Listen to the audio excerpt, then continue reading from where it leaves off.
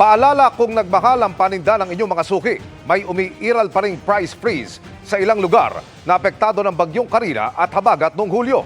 Nag-inspeksyon kaugnay niya ng DTI na ngayon pa lamang nakatanggap na ng mga hirit na magtaas presyo. Nakatutok si Von Aquino.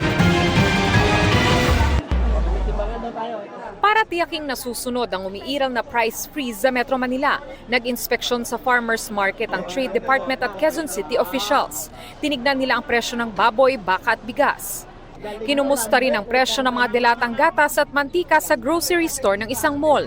Okay naman, lahat ng presyo pasok sa standard na dapat ibenta ng mga sellers. Expected din po namin na marami pong magiging sales for this coming October. Sakop ng price freeze ang mga pangunahing bilihin tulad ng bigas, karne, gulay, mantika at tinapay, pati itlog, kape, asukal, asin, sabon at kandila. Sabi ng DTI, wala namang naging paglabag ang mga tindahang ininspeksyon nila. Hanggang September 22 iiral ang price freeze sa mga lugar na napinsala ng bagyong Karina at Habagat noong July 24. Bukod sa Metro Manila, epektibo yan sa Bataan, Batangas, Bulacan, Cainta sa Rizal, Cavite at mga bayan ng Baco at Pinamalayan sa Oriental Mindoro.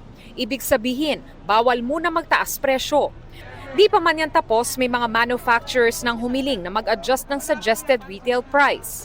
It's normal naman, they'll always say nalulugi sila. But we also need to be sensitive to the needs of the consumers. Babantayan na rin ang mga Noche Buena items bagamat di pa masabi kung magmamahal ang mga ito. Para sa GMA Integrated News, Von Aquino, Nakatutok, 24 Oras.